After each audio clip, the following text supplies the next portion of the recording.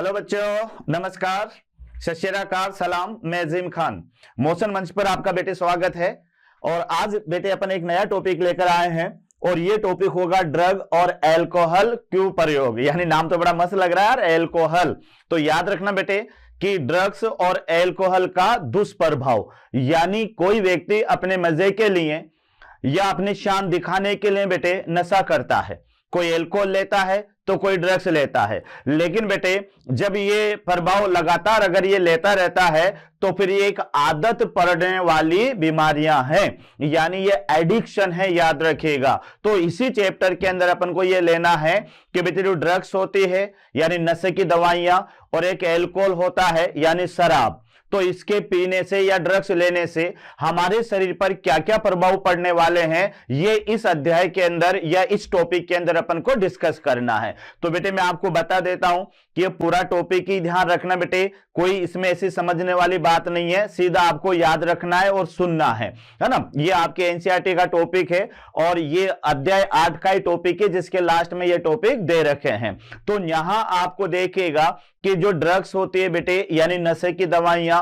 और जो एल्कोहल होता है यानी शराब, अब इनको शरीर में लेने से क्या क्या दुष्प्रभाव होंगे वो अपन को देखना है। और ये तो आप भी जानते हैं, अगर बेटे कोई नशेड़ी है, जैसे कोई स्मैक चाहिए तो उसे तो पुलिस वाले भी नहीं पकड़ते हैं। कारण आपको पता है कि बेटे अगर बाय द वे उसने किसी ने एक बार स्मैक या हीरोइन या कोकीन लेना शुरू कर दिया तो बेटे उसकी आदत पड़ जाएगी। और उसकी जब आदत पड़ जाएगी तो अगर किसी दिन बेटे वो ये ड्रग्स नहीं लेगा तो उसके शरीर में उल्टी आना शुरू हो जाएगी, जी मचलाना शुरू हो जाएगा, तो उसको लेनी पड़ेगी बेटे ये। इसी तरह से अगर कोई एल्कोहल का आदी हो जाता है तो उसे भी समय समय पर इन्हें लेना पड़ता है। और बेटे जब ये लगातार मात्रा में इन्हें लिया जाता है तो ड्रग्स अगर नशे की दवाइयां ली जाती है तो बेटे व्यक्ति आपने देखा होगा कि एंड में जाकर पागल सा हो जाता है ना। उसके अलावा कोई लगातार एल्कोहल ले रहा है तो उसका लिवर खराब हो जाता है, ये ध्यान रखना। लिवर भी खराब हो जाता है, उसकी पूरी स्थिति खराब हो जाती है बेटे, घर के घर बिक जाते हैं, यहां तक कि उसका धंधा, उसका व्यवसाय ये भी बिल्कुल बिगड़ जाता है। तो बहुत ही दुष्प्रभाव हुए इनके। तो एक एक करके अपन को ये सारी चीजों को देखना है। तो आइए अपन देखते हैं बेटे, यानी सबसे पहले ड्रग्स और एल्कोहल का कुप्रयोग। यानी यहां पर सबसे पहले अपन देखेंगे, यानी पहला पार्ट हमारा होगा और ये होगा बेटे ड्रग्स और एल्कोहल का कुप्रयोग, यानी drugs and alcohol abuse. Abuse का माने होता है दुष्प्रभाव। तो यहां बेटे फायदे नहीं गिनाएंगे अपन कि भाई क्यों लिया जाता है, तो वैसे तो अपनी शान दिखाने के लिए है ना, किसी को बताने के लिए देखो मैं सिगरेट के कितने छल्ले बनाता हूं या मैं कौन सी ड्रग्स लेता हूं, या तो ये तो बेटे अपनी शान दिखाने के लिए ये व्यक्ति ऐसा करता है। लेकिन इसके हमारे शरीर पर बहुत सारे दुष्प्रभाव होंगे, तो इनको एक एक करके जानेंगे। तो सबसे पहला बेटे यहां पर बेटे याद रखना है कि ड्रग्स और एल्कोहल का उपयोग विशेष रूप से नवयुवकों में बढ़ रहा है और इसके अनेक दुष्परिणाम हैं। तो ये ध्यान रखना, जैसे कई पार्टी होती है, अरे चलो आज तो पार्टी करते हैं, तो पार्टी का क्या मतलब है, जाके एल्कोहल लेते हैं। तो बेटे जो नवयुवक हैं जिनका खून जो है बेटे अभी जो है यंग है, तो यंग ब्लड जो जेनरेशन है वो बेटे एल्कोहल लेने में अपनी शान समझते हैं। तो याद रखिएगा कि विशेष रूप से नवयुवकों में, यानी नवयुवक जिसको यंग ब्लड अपन कहेंगे, यंगेस्ट कहेंगे, उनके अंदर एल्कोहल लेने का चलन बढ़ रहा है। क्योंकि कई जगह पर बर्थडे के नाम से पार्टी, कोई किसी का किसी में सिलेक्शन हो जाए तो उसके नाम पर पार्टी, तो बेटे जहां पार्टियां की जाती है वहां क्या होता है ये आप सबको पता है। तो नवयुवकों के अंदर इसका चलन बढ़ रहा है। दूसरा देखिएगा, आमतौर पर जो ड्रग्स का प्रयोग है वह कौन किस किस रूप में होता है। तो बेटे एक नंबर 1 तो अपन लेंगे यहां पर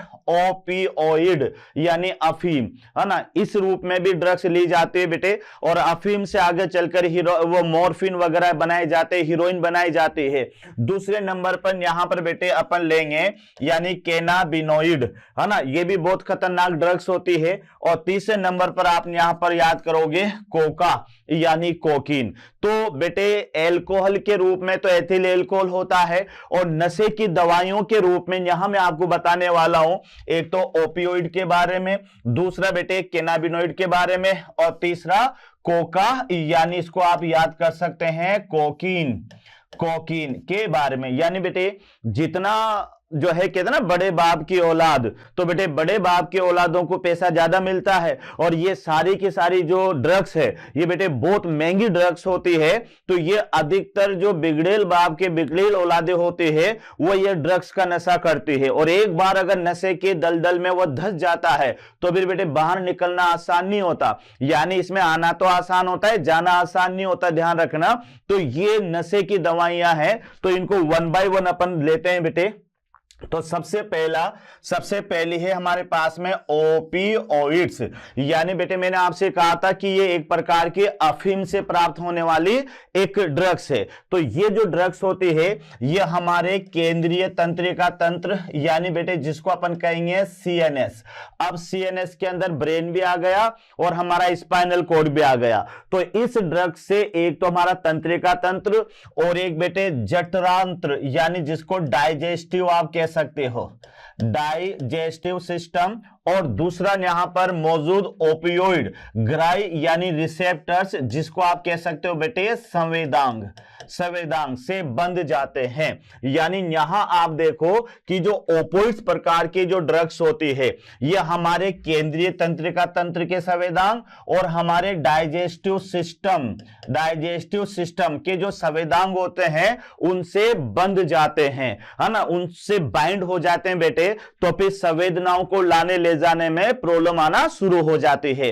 तो याद रखो अभी आगे मैं बताने वाला हूं कि ये ओपियोइड क्या है। तो ओपियोइड जो ड्रग्स होती है याद रखना एक तो केंद्रीय तंत्रिका तंत्र और एक बेटे पाचन तंत्र के जो संवेदांग होते हैं, इन संवेदांगों से ये जो ड्रग्स के अणु होते हैं ये बेटे बाइंड हो जाते हैं। उसके बाद में अगर आप देखेंगे कि आमतौर पर स्मैक, ये वर्ड याद करना बेटे, स्मैक के नाम से मशहूर रासायनिक रूप से डाइएसिटाइल मॉर्फिन, ये याद रखना इसमें क्या है, डाइएसिटाइल मॉर्फिन। जो स्मैक होते बेटे यानी ओपियोइड के रूप में, एक स्मैक के रूप में, और स्मैक जो बनाई जाती है वो डाइएसिटाइल मॉर्फिन है। तो यहां आपको याद रखना है कि जो स्मैक है तो इसमें क्या है बेटे, डाइएसिटाइल मॉर्फिन। ये कभी कभी सीधा क्वेश्चन आ जाता है डाइएसिटाइल मॉर्फिन, तो ये याद रखना डाइएसिटाइल मॉर्फिन।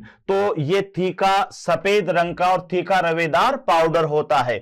तो ये ध्यान रखना डाइएसिटाइल मॉर्फिन है स्मैक यानी हीरोइन। तो ये थोड़ा सा याद रखना है कि बेटे जो अफीम होती है उसी से एक को एल्कलॉइड होता है मॉर्फिन एल्कलॉइड, उससे ये बनाई जाती है। तो स्मैक या हेरोइन जो बनाए जाते हैं वह डाइएसिटाइल मॉर्फिन है। तो इसका एक नेम होगा बेटे कि स्मैक क्या है।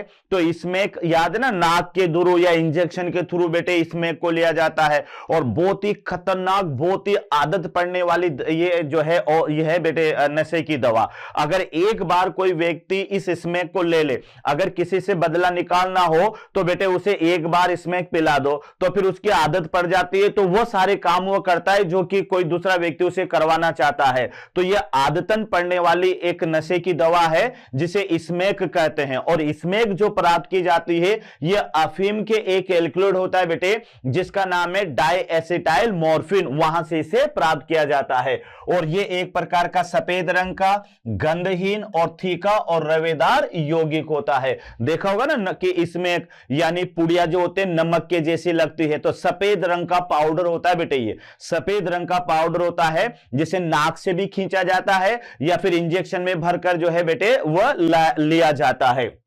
तो ये सफेद रंग का गंधहीन तीखा और रवेदार पाउडर होता है।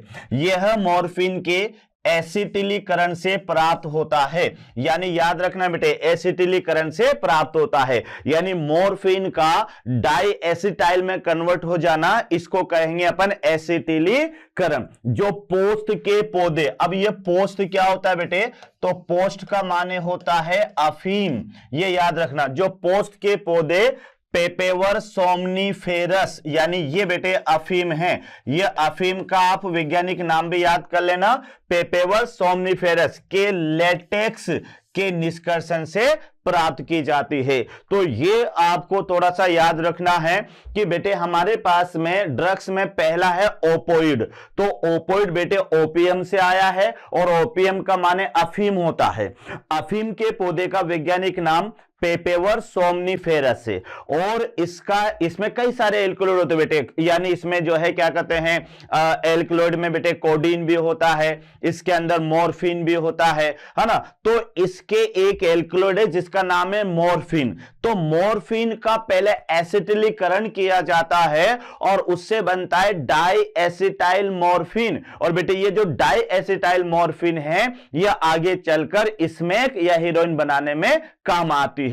और ये जो स्मैक होता है बेटे ये एक सफेद रंग का व्हाइट कलर का एक पाउडर होता है और साथ में जो है तीखा और रवेदार पाउडर होता है। तो ये तो आप याद रखना बेटे, यानी अफीम का पौधा सोमनीफेरस। अब इसमें ये यहां पर आप देखिएगा कि आमतौर पर हीरोइन यानी स्मैक, तो ये नाक के द्वारा जोर से सांस लेकर इसे खींचा जाता है या फिर बेटे इंजेक्शन यानी टीके के द्वारा इसको लिया जाता है। ये एक D% अवसादक है और ये शरीर के कार्यों को धीमा करती है। सीडाटिव है बेटे ये, यानी अवसादक का माने डिप्रेशन में चले जाना, है ना, ये ध्यान रखिएगा।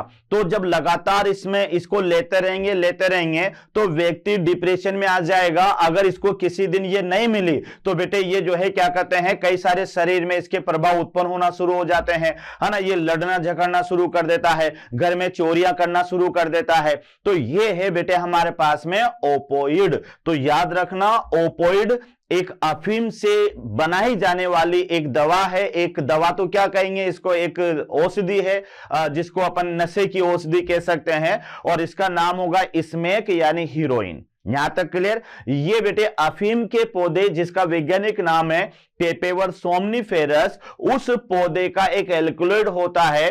पहले तो लेटेक्स निकलता है बेटे, अफीम का जो कच्चा फल होता है उसके चीरे लगाते हैं, चीरे लगाने के साथ ही बेटे उससे लेटेक्स निकलता है। उसके लेटेक्स में एक एल्कलॉइड होता है जिसका नाम है मॉर्फिन। तो मॉर्फिन का एसिटिलीकरण किया जाएगा जिसमें वो बदल जाएगा डाई एसिटाइल मॉर्फिन में। और ये जो डाई एसिटाइल मॉर्फिन है यही बेटे हीरोइन या स्मैक का काम करती है। और ये जो स्मैक का जो पाउडर है ये सफेद रंग का गंधहीन और रवेदार पाउडर है बेटे। इसे हीरोइन भी आप कह सकते हो और या तो इसे नाक के द्वारा खींचा जाता है या फिर बेटे इंजेक्शन के द्वारा शरीर में लिया जाता है। इसका फॉर्मूला आप याद रख सकते हैं।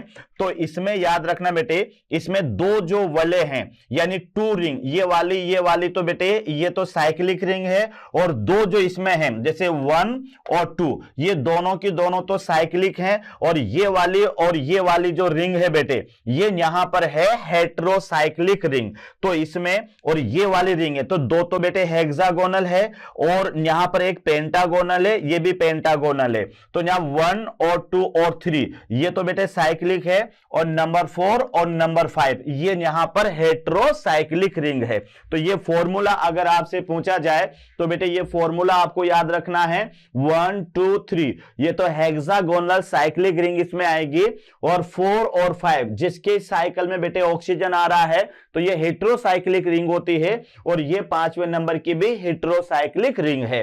तो एक तरह से 5 साइक्लिक जो है क्या कहते हैं ये वले होती है जिसका नाम है बेटे यानी जो है मॉर्फिन या फिर हीरोइन। ये आप देखो ये अफीम का पौधा है और ये अफीम के पौधे में बेटे ये यहां पर इसमें इसका फल होता है जिसको अपन कच्चा फल कहते हैं। और इस कच्चे फल से ही यहां पर आपको क्या प्राप्त होता है, इससे लेटेक्स प्राप्त होता है। तो बेटे ये भी याद रखना कि अफीम के किस भाग से जो है ये इसमें या लेटेक्स प्राप्त किया जाता है। तो ये अफीम के कच्चे फलों में बेटे लॉन्गिट्यूडनल चीरा लगाया जाता है, यानी ये जो फल है तो इस फल में ऐसे चीरा लगाया जाएगा, याद रखना। तो ऐसे यहां पर इसमें चीरे लगाए जाते हैं जैसे ये फल है। अब इस फल में बेटे ऐसे चीरे लगाए जाते हैं, है ना, लॉन्गिट्यूडनल चीरे लगाए जाते हैं जिससे धीरे धीरे लेटेक्स बाहर आता है और ये लेटेक्स में कई प्रकार के एल्कलॉइड होते हैं। तो पहला तो ओपोइड हुआ हमारे पास में। दूसरी बात करते हैं बेटे, तो दूसरे नंबर पर आता है यानी कैनाबिनोइड। कैनाबिनोइड। तो ये रसायनों का समूह होता है जो मुख्य रूप से मस्तिष्क में मौजूद कैनाबिनोइड ग्राहियों से पारस्परिक क्रिया करता है। यानी ग्राहियों का मतलब होता है बेटे संवेदांग, संवेदांग, ये याद रखना। यानी संवेदांग ऐसी रचनाएं होती है, ऐसे रिसेप्टर्स होते हैं जो कि संवेदनाओं को ग्रहण करते हैं। तो ये जो कैनाबिनोइड होता है बेटे, तो ये अभी अपन देखेंगे कैनाबिनोइड, तो मस्तिष्क में पाए जाने वाले जो कैनाबिनोइड संवेदांग होते हैं उन संवेदांगों से ये क्रिया करता है। और बेटे ये जो प्राकृतिक कैनाबिनोइड होता है, ये एक पौधे का नाम है कैनाबिस सैटाइवा, है ना। पौधे के पुष्पक्रम से इसे प्राप्त किया जाता है। तो बेटे ध्यान रखना, प्राकृतिक कैनाबिनोइड जो है ये कैनाबिस सैटाइवा, ये पौधे का नाम याद रखना है आपको, कैनाबिस सैटाइवा। उसका जो इन्फ्लोरेसेंस होता है वहां से बेटे इसको प्राप्त किया जाता है। अब ये जो कैनाबिनोइड होते हैं बेटे, इससे गांजा, भांग, चरस, है ना, हशीश, ये बनाए जाते हैं। तो एक बार फिर अपन रिपीट करें, देखो ओपोइड था बेटे, वहां से तो अपने इसमें किया हीरोइन को बनाया, एल्कलॉइड था वहां पर मॉर्फिन। दूसरा कैनाबिनोइड आया बेटे, तो कैनाबिनोइड जो है ये कैनाबिस सैटाइवा एक पौधा है, उससे इसे प्राप्त किया जाता है। और इस कैनाबिनोइड से जो बनाए जाते हैं ना, वो गांजा है, चरस है ना, हशीश है, ये बनाए जाते हैं और ये मस्तिष्क को प्रभावित करते हैं। मस्तिष्क में बेटे कैनाबिनोइड संवेदांग होते हैं, उन संवेदांगों से क्रिया करके उन्हें प्रभावित करते हैं। तो याद रखना कि बेटे कैनाबिनोइड किससे प्राप्त किया जाएगा, कैनाबिस सैटाइवा से। और इससे भांग, याद रखना, भांग के फूलों के सीड्स, पत्तियां और रोल यानी रेजिन के विभिन्न संयोजन से मैरिजुआना, हशीश, चरस और गांजा बनाने का काम आते हैं। तो ये बेटे सारे के सारे नशे की दवा है ना। मैरिजुआना है, हशीश है, चरस है और गांजा है, ये बनाने के काम आते हैं। तो याद रखना बेटे कैनाबिनोइड, तो कैनाबिनोइड किस किस रूप में ये बनाने के काम आते हैं, मैरिजुआना है, हशीश है, चरस है और गांजा है। तो ये गांजा या फिर भांग भी इसको आप कह सकते हैं।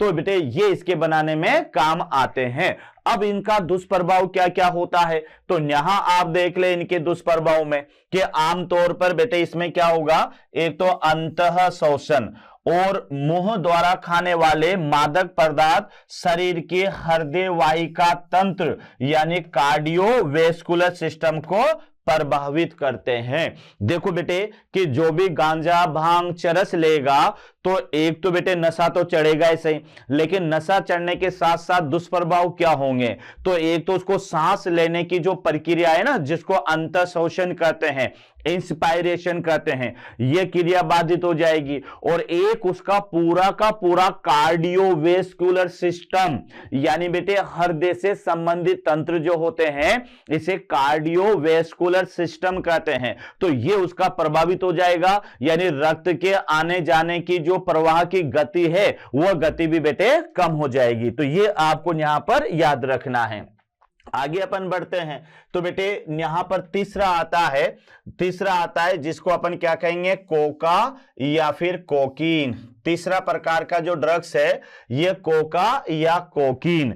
अब ये भी बहुत खतरनाक है कोकीन, बेटे स्मगलर इसका स्मगलिंग भी करते हैं, नाम सुना होगा आपने कोकीन। तो अब आप देखो कि कोका पादप जिसका नाम है बेटे एरिथ्रोजाइलम कोका, ये वर्ड याद रखना बेटे, एरिथ्रोजाइलम कोका से प्राप्त किया जाता है। तो सबसे पहले तो आपको लिख लिख के बेटे यही याद करना है कि जो ओपोइड है वो तो अफीम के पौधे से प्राप्त किया जाता है, और जो बेटे कैनाबिनोइड है वह कैनाबिस सैटाइवा से प्राप्त किया जाता है, और जो कोकीन है यानी कोका तो बेटे यह प्राप्त किया जाएगा एरिथ्रोजाइलम कोका से प्राप्त किया जाता है। और यह पौधा मूल रूप से दक्षिणी अमेरिका का पौधा है। यह बेटे कोका का डायग्राम है, तो ये तो आपको पता होगा। इससे यहां पर कार्बन कार्बन कार्बन बेटे इस तरह से कार्बन रहता है, कार्बन, ये कार्बन, और इस तरह से बेटे ये कार्बन रहेगा। बाकी तो जहां खाली जगह है वहां CH2, और जहां पर ये है ये यहां पर तो हो जाएगा CH3, यहां पर CH2 और इस तरह से बेटे जहां पर भी खाली जगह है मतलब यहां पर कार्बन जो होगा वह CH3 और यहां पर बेटे CH और ये पूरा का पूरा इसमें ये चेन बनती है। तो ये चेन को आप लिख लिख के याद कर लें। और इस तरह से बेटे ये इसका प्लांट होता है, ये इसमें लीव्स होती है, ये यहां पर इसकी लीव्स होती है। तो इन लीव्स से जो है क्या कहते हैं, कोकीन प्राप्त की जाती है। तो ये एक बार आप देख ले कि बेटे कोका या एल्कलॉइड जो कि एक एरिथ्रोजाइलम पौधा है जिससे यह प्राप्त किया जाता है, और यह मूल रूप से दक्षिण अमेरिका का है, और यह इसका कोकीन का बेटे रासायनिक सूत्र है। कभी क्वेश्चन आ जाए कि इसका रासायनिक सूत्र बताओ बेटे, तो ये आपको याद रखना है, एनसीईआरटी में दे रखा है। तो आप चाहे इसको लिख के याद करें या बेटे कैसे भी याद करें, लेकिन इसका रासायनिक सूत्र याद कर लें। यह कोकीन का रासायनिक सूत्र है। इसके दुष्प्रभाव क्या होते हैं तो आगे देखते हैं बेटे।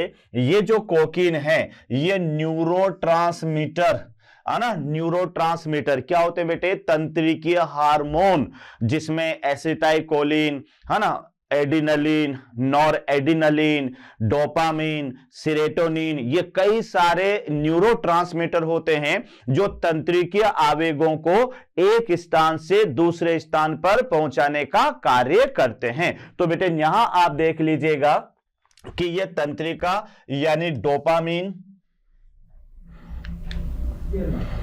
डोपामिन के परिवहन में बाधा उत्पन्न करते हैं, और साथ में कोकेन जिसे आमतौर पर कोक या क्रेक कहा जाता है, प्राय जोर से सांस द्वारा अंदर खींची जाती है। तो ये थोड़ा सा याद रख लें कि पहले तो ये कोकीन क्या है, ये भी बहुत खतरनाक नशे की दवाएं बच्चों, जिन्हें सांस के द्वारा इनहेल किया जाता है या सांस के द्वारा अंदर खींचा जाता है। इसका काम ये है कि बेटे ये जो दवाइयां होती है ना, ये दवाइयां लेने के बाद में जो भी लेता है नशेड़ी, वो अपनी अलग ही दुनिया में जीता है ना। ऐसा लगता है कि अब पूरी दुनिया उसके लिए बेकार है, वही सब कुछ है। तो बेटे नशे की दवाइयां एक तरह से हेलुसिनस होती है, भ्रामक होती है, ध्यान रखिएगा। तो यहां पर इसे सांस के द्वारा खींचा जाएगा और ये न्यूरोट्रांसमीटर डोपामीन को प्रभावित करती है या इसके काम में बाधा उत्पन्न करती है। और बेटे मैं आपको बता दूं, ये जो डोपामीन होती है ना,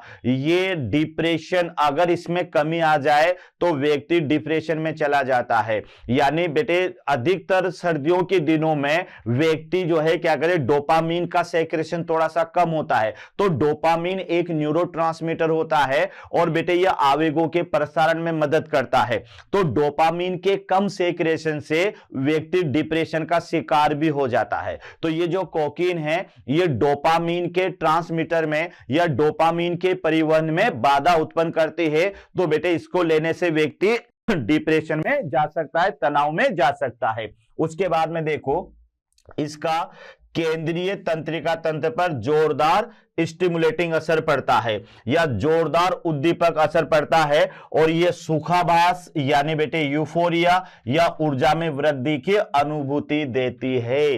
तो ये थोड़ा सा याद रखना, क्योंकि बेटे जब कोई व्यक्ति कोकीन लेता है ना, तो उसके अंदर एकदम ऐसा लगता है कि बहुत एनर्जी आ गई हो, है ना। जैसे मान लो बेटे हमें आलस आते हैं तो अपन चाय पीते हैं, तो चाय पीना भी एक नशा है बेटे, ध्यान रखना। क्योंकि चाय के अंदर जो बेटे कैफीन और थीन एल्कलॉइड होते हैं, ये हमारे नर्व सिस्टम यानी केंद्रीय तंत्रिका तंत्र को प्रेरित करते हैं और एकदम हम क्या हो जाते हैं, थोड़े सक्रिय हो जाते हैं। तो बेटे ये जो कोकीन है ये भी किसके ऊपर सबसे ज्यादा प्रभाव डालती है, तंत्रिका तंत्र पर, और उसे स्टिमुलेट करती है। स्टिमुलेट का माने होता है बेटे उसे प्रेरित करती है, और प्रेरित करने के साथ ही उसमें ऊर्जा में वृद्धि भी होती है। तो कोकीन लेने के साथ में व्यक्ति अपने आप को बहुत एनर्जेटिक महसूस करता है, अपने आप को बेटे एक बहुत ही सक्रिय महसूस करता है। तो यह भी याद रखना, क्योंकि कोकीन क्या कर रही है, एक तो बेटे ये डोपामीन जो है उसके परिवहन को तो कम कर रही है, लेकिन ये सेंट्रल नर्व सिस्टम जो होता है बेटे उसे प्रेरित करती है और शरीर में ऊर्जा का संचार करती है। तो कुछ समय के लिए तो ऐसा लगेगा कि हम बहुत एनर्जेटिक हो गए हैं, और साथ में जो है बेटे उसे सुख का आभास होगा, यानी ऐसा आभास होगा कि बेटे मैं तो बहुत ही सुखी व्यक्ति हूं, मेरे अंदर एनर्जी बहुत ज्यादा है, और अपने आप को गुड फील करेगा बेटे। तो इस कंडीशन को यूफोरिया कहा जाता है। तो एक बार ये लेकिन भ्रामक है, कुछ समय के लिए बेटे, परमानेंट नहीं है, है ना। जब तक नशा रहेगा जब तक वह सुख का आभास करेगा, यानी कहने का मतलब ये हुआ कि जैसे कोई व्यक्ति कोकीन, क्योंकि कोकीन बेटे कोई इतनी सामान्य ड्रग्स नहीं है, ये बहुत महंगी ड्रग्स है, याद रखना, हर कोई इसे ले भी नहीं सकता। और जो लेता है बेटे बड़े बड़े जो व्यक्ति होते हैं, है ना, वही अधिकतर नशे की दवाइयों का इस्तेमाल करते हैं। बेचारा जो आम आदमी होता है वो तो थैली का इस्तेमाल करता है जो 10 रुपए में आ जाती है, ठीक है ना। तो ये थोड़ा सा याद रखना। अब आप देखिएगा कि जैसे बेटे ये दवाई लेगा, कोई कोकीन लेगा, ये ड्रग्स लेगा, तो उसका नर्वस सिस्टम एकदम स्टिमुलेट होगा, प्रेरित होगा, है ना, और उसके अंदर ऊर्जा का संचार होगा। तो बेटे उसका शरीर जो है उसे एकदम एनर्जेटिक लगेगा और एकदम ऐसा लगेगा हाँ दुनिया मेरे लिए बहुत सही है, उसको सुख का आभास होगा और अपने आप को एक गुड हेल्थ महसूस करेगा। तो ये याद रखना। लेकिन जैसे नशा उतरेगा वो अपनी ओरिजिनल कंडीशन में वापस आ जाएगा। उसके बाद में बेटे कोकेन की अत्यधिक मात्रा विभ्रम यानी हेलुसिनस हो जाती है। विभ्रम का माने होता है बेटे भ्रम उत्पन्न करने वाली, भ्रम उत्पन्न करने वाली औषधियां या करने वाली औषधियां, इन्हें कहते हैं बेटे औषधियां यानी हेलुसिनस। तो हेलुसिनस का माने होता है भ्रम उत्पन्न करने वाली औषधियां। अब आप समझोगे ये भ्रम क्या है, तो ये भ्रम ऐसे हैं कि सामने से गधी आ रही होगी तो भी आपको वो ऐश्वर्या राय नजर आएगी, इसको कहते हैं भ्रम। कई मूवी आपने देखी होगी बेटे कि कोई व्यक्ति जब नशा कर लेता है तो नशा कर लेता है तो आती तो उसके सामने कोई गांव की लड़की है लेकिन उसको नजर आती है कोई सिटी की लड़की, है ना। तो कहने का मतलब ये हुआ कि बेटे ये भ्रम पैदा करने वाली औषधि है, यानी व्यक्ति जब इसे ले लेता है तो वो पूरे संसार का राजा बन जाता है कि मैं ही किंग हूं अब तो, है ना। जो भी बेटे उसको जिस रूप में किसी को देखना चाहता है वो उसको वही रूप दिखाई देता है, यानी भ्रम। भ्रम बेटे मैंने क्या कहा कि सामने से चाहे गधी आ रही हो लेकिन उसको जो है क्या कहते हैं ऐश्वर्या राय नजर आएगी, इसको कहते हैं हेलुसिनस औषधियां। तो बेटे जो कोकीन लेता है तो अब आप देखो कि यार उसको जो सामने उसने सोच रखा है वो उसके सामने अगर उसे दिखाई देगा तो वो तो खुशी तो होगा, तो उस समय तक तो बेटे उसे सुख का आभास होगा। लेकिन जैसे नशा उतरेगा ना वो ओरिजिनल कंडीशन में आ जाएगा। तो बेटे मैं रिपीट कर रहा हूं, ये जो कोकीन है ये कोकीन हमारे केंद्रीय तंत्रिका तंत्र को बहुत ज्यादा प्रेरित करती है और साथ में बेटे जो है क्या कहते हैं ये क्या करती है शरीर में ऊर्जा उत्पन्न करती है। तो एक तो व्यक्ति और साथ में भ्रम पैदा करती है। तो हेलुसिनस है, एक दवाई है LSD लाइसर्जिक एसिड डाइमिथाइल, बेटे ये भी भ्रामक औषधि है।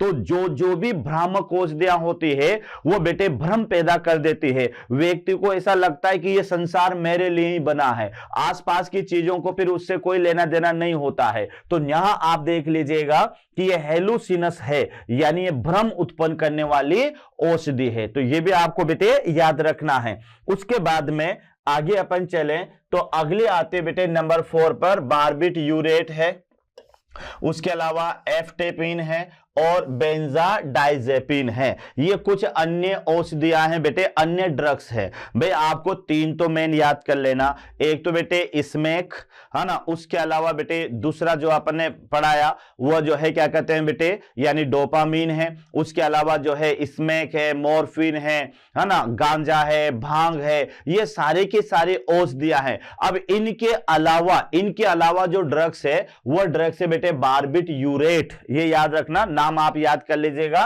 बारबिट्यूरेट, एफटेमिन और बेंजाडाइजेपिन।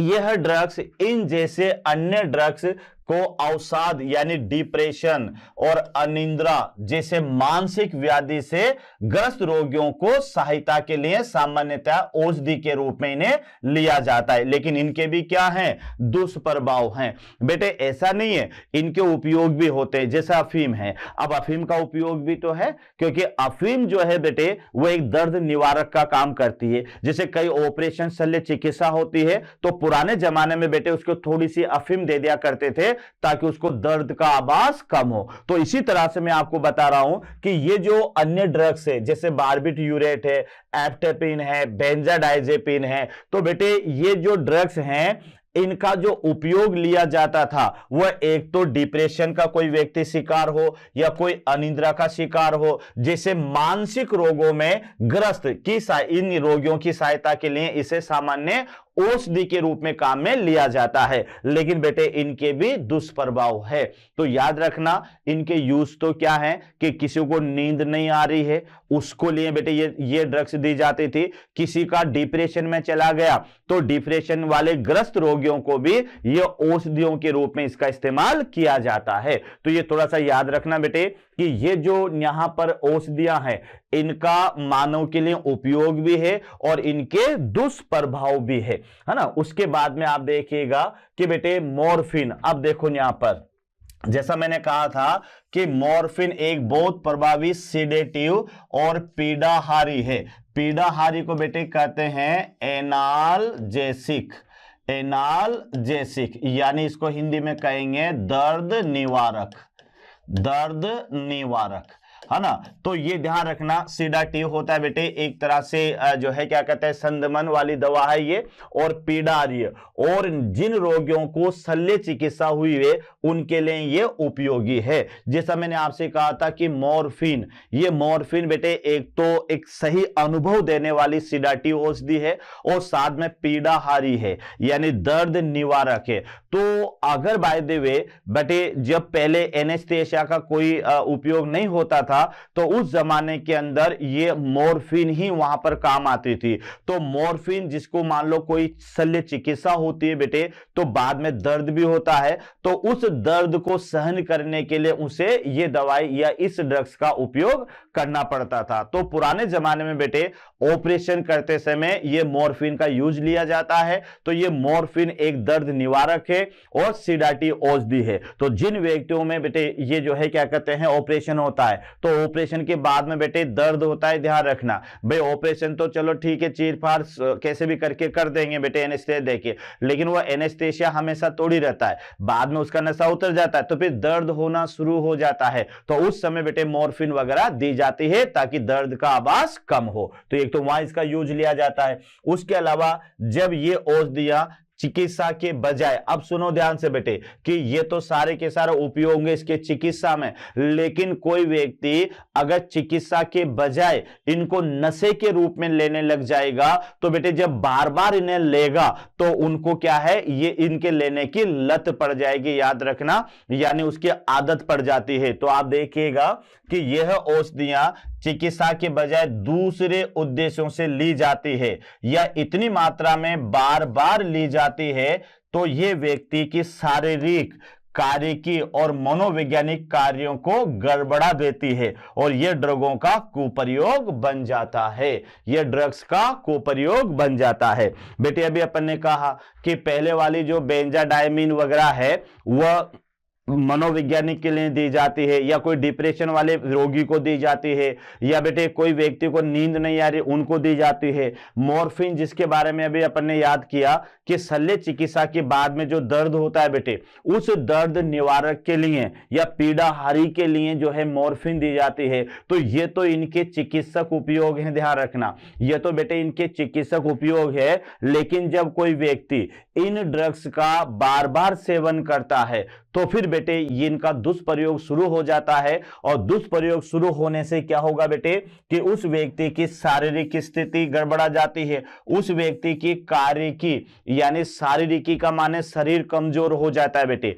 कार्यकी का माने ये है कि उसका जो शरीर है वो सही तरह से कार्य करना बंद कर देता है, उसका पाचन तंत्र गड़बड़ हो जाता है, उसका तंत्रिका तंत्र गड़बड़ हो जाता है, उसका श्वसन तंत्र गड़बड़ हो जाता है, तो उसका शरीर कार्यकी रूप से भी बेटे अवरुद्ध हो जाता है। उसके अलावा उसकी मनोवैज्ञानिक स्थिति है वह भी बेटे जो है क्या कहते हैं खराब हो जाएगी।